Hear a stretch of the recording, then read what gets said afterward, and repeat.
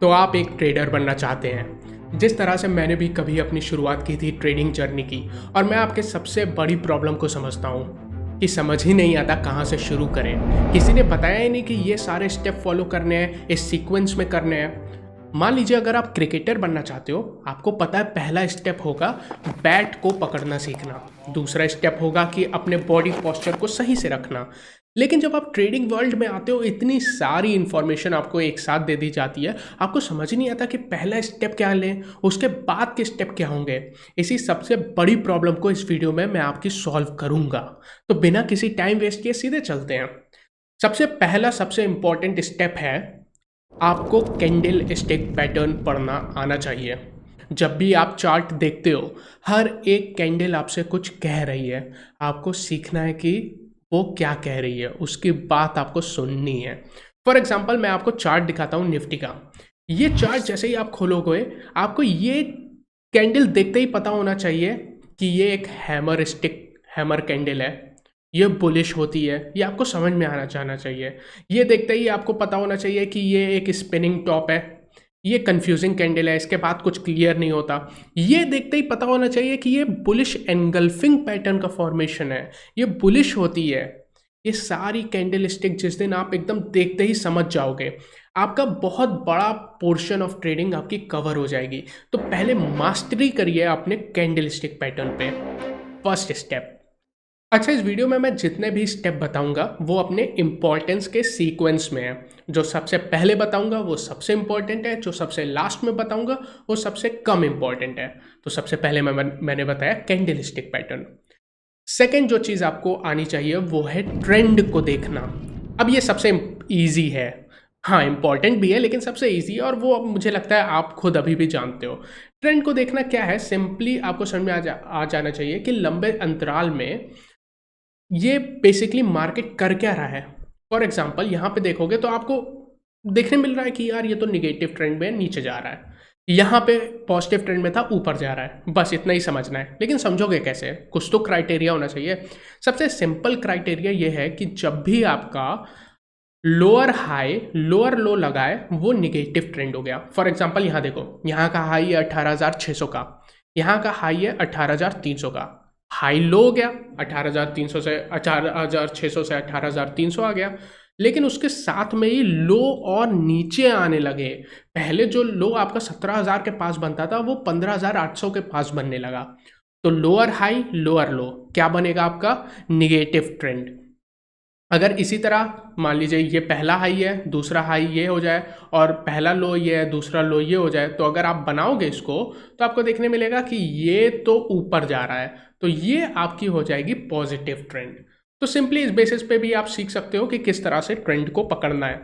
अब ये इतना इंपॉर्टेंट है क्यों, क्योंकि आपको पहले और दूसरे स्टेप को कंबाइन करके ट्रेडिंग करनी है हमेशा। जब आप कैंडल स्टिक पैटर्न को कंबाइन करोगे ट्रेंड के साथ तो आपको एक सिग्निफिकेंट इंफॉर्मेशन मिलेगी। एग्जांपल देता हूं मैं आपको। यहां पे देखिए, यही कैंडल पे देखते हैं, डाउन ट्रेंड है, डाउन ट्रेंडिंग जा रहा था मार्केट, अचानक से हैमर की फॉर्मेशन हुई और अगले दिन कंफर्मेशन की कैंडल भी मिली। डाउन ट्रेंडिंग मार्केट में जब हैमर बनती है तो आपको सीधे पता है कि ये एक ट्रेंड रिवर्सल कैंडल है, यानी यहाँ से ट्रेंड रिवर्स हो सकता है। तो आप देख सकते हो यहाँ पे छोटी सी रैली देखने मिली है। इसके अलावा सेम चीज़, मान लीजिए यहाँ गिर रहा था पूरा मार्केट, तो डाउन ट्रेंडिंग में था, लेकिन अचानक से बुलिश एनगल्फिंग पैटर्न का फॉर्मेशन होता है, तो आपको पता है यहाँ से ट्रेंड रिवर्स कर सकती है। इसीलिए जब ये दोनों चीज़ों को आप कंबाइन करोगे ना, तो आपको काफ़ी ज़्यादा इंफॉर्मेशन एक्स्ट्रा मिलने लगेगी। एक बोनस पॉइंट मैं आपको बता देता हूं, जब भी आपकी सिंगल कैंडल स्टिक पैटर्न होगी, फॉर एग्जांपल हैमर है, उस पर आप कम भरोसा करना विद रिस्पेक्ट टू अगर आप कंपेयर कर रहे हो इस तरह से दो कैंडल स्टिक पैटर्न का कॉम्बिनेशन हो।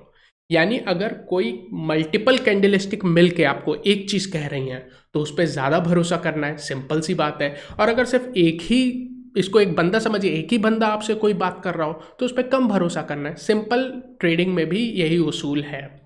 तीसरी चीज़, वॉल्यूम। अब ये ट्रेंड से भी ज़्यादा आसान है, और इन तीनों चीज़ों को अब आपको कंबाइन करना है। देखिए निफ्टी में तो वॉल्यूम हमें मिलेगा नहीं, तो हम स्टॉक में जाते हैं। फॉर एग्जांपल जो भी खुल जाए, बजाज फाइनेंस खुल गया, ठीक है, यहाँ पे देख लेते हैं।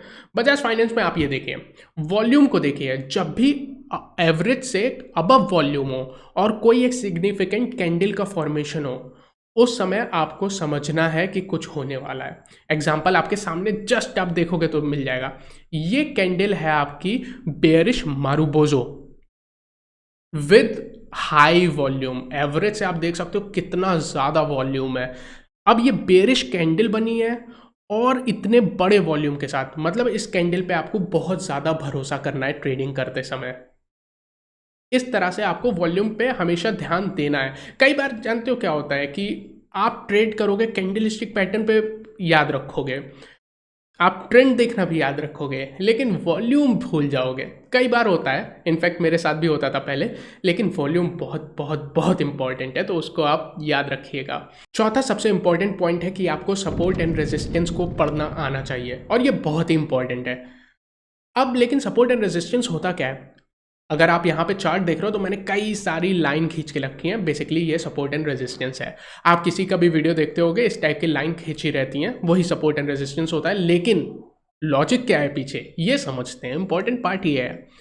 इस लॉजिक को समझाने के पहले आपको एक वर्ड में बताता हूँ, वो है प्राइस एक्शन जोन। वर्ड को नोट करिए, प्राइस एक्शन जोन।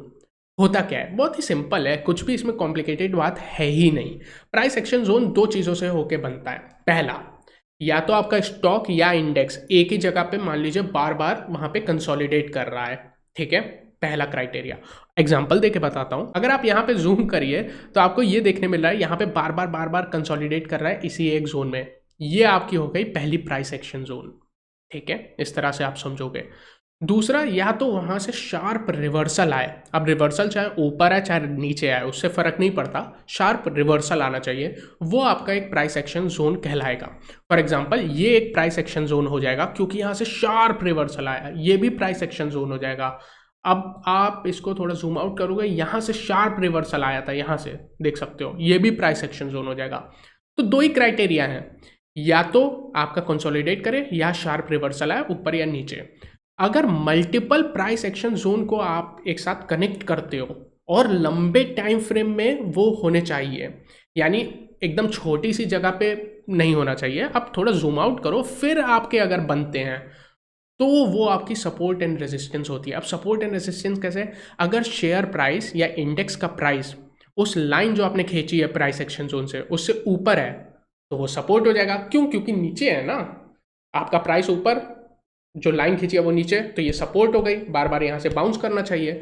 दूसरी बात, अगर प्राइस नीचे और लाइन खींची वो ऊपर है, तो आपकी रेजिस्टेंस वहाँ पे रेजिस्टेंस ले रहा है। बस ये सिंपल फिनोमिना है प्राइस एक्शन जोन का, लेकिन बहुत बहुत बहुत इंपॉर्टेंट है। और कई बार आप देखोगे ट्रेड बस ये price action zone, support and resistance से ही ट्रेडिंग कर लेते हैं। कई जो एक्सपर्ट ट्रेडर होते हैं वो सिर्फ इतनी सी चीज़ पे ही ट्रेड कर लेते हैं, और ऐसा होता है।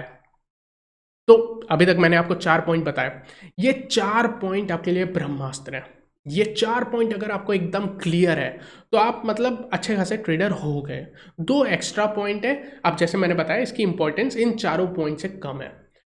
पांचवा है आपका डाउ थ्योरी। आपको पता हो तो अच्छी बात है, पता होना चाहिए वैसे तो मैं तो कहूँगा। डाउ थ्योरी क्या होती है? देखिए, याद करने वाली चीज़ें हैं। अगर इस टाइप का पैटर्न हो प्राइस में तो ये डबल बॉटम है, इस टाइप का पैटर्न हो तो आपका कप विद हैंडल पैटर्न है, हैंडल बनना चाहिए। मतलब इस टाइप के कुछ पैटर्न होते हैं जो कि आपको याद करने हैं। सिंपल पता होगा तो काफ़ी अच्छा है। और इसका यूज़ केस मैं बताता हूँ। होता क्या है कि जब आप पहली 4 चीज़ें मैंडेटरी हैं जो आपको जाननी है, अगर वो सारी चीज़ें हैं, उसके अलावा इस टाइप के कोई पैटर्न भी है, तो आपका कन्विक्शन या आपका भरोसा अपने ट्रेड पे ज़्यादा हो जाएगा।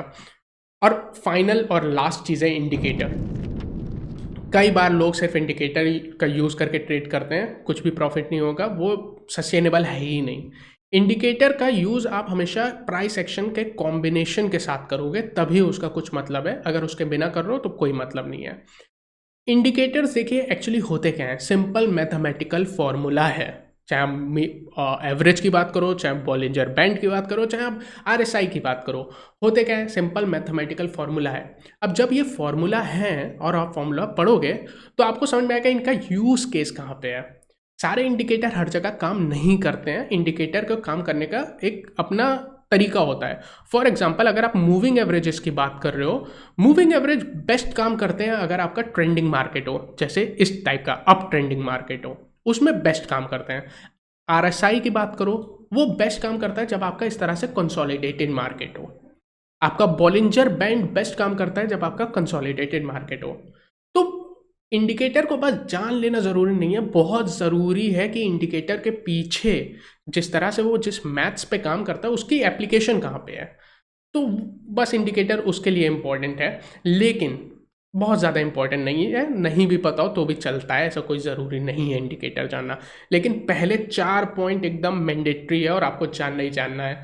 अभी तक ये वीडियो काफ़ी लंबी हो गई है, लेकिन बहुत इंपॉर्टेंट वीडियो है। उम्मीद करता हूँ आपको पसंद आई हो। जाते जाते एक बोनस टिप और दूंगा। ये तो जनरल आपकी ट्रेडिंग हो गई। ऑप्शन ट्रेडिंग करोगे तो हमें 2 चीज़ों की और बात करनी है, एफआईआई का डेटा और दूसरी है ऑप्शन चेन को पढ़ना।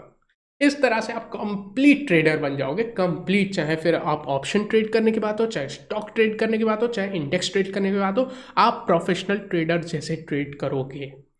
अब जितनी चीज़ें बताई उस पर मैं खुद मल्टीपल वीडियो बना सकता हूँ आपको समझाते हुए। कैंडल स्टिक पे ही 3-4 वीडियो बन जाएंगे बताने के लिए, लेकिन मेरा बहुत ज़रूरी था कि एक ओवरव्यू देना बहुत ज़रूरी है, तो मैंने इस वीडियो में ज़रूर वो काम किया है। आपको पसंद आया होगा तो प्लीज़ इसको लाइक करें, चैनल को सब्सक्राइब कर दें, बहुत ज़्यादा हेल्प होगी। And thank you so much, I am really honoured कि आप यहाँ पे हो। Thank you so much.